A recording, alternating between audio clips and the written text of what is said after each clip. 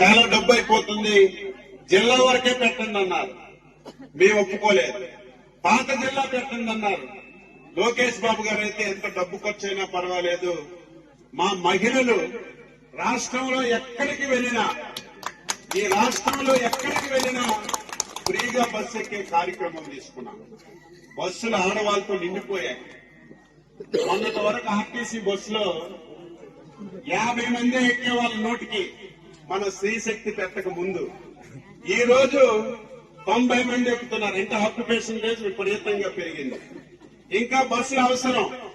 ఇంకొక సంవత్సరం ఆగండి, ఈ రాష్ట్రంలో ఈ బస్సులు ఉండవు, అన్ని కరెంటు బస్సులే వస్తాయి. ప్రతి గ్రామానికి వస్తాయి ఏసీ బస్సులు. కరెంటు బస్సు అంటే ప్రతిదీ ఏసీ వస్తుంది.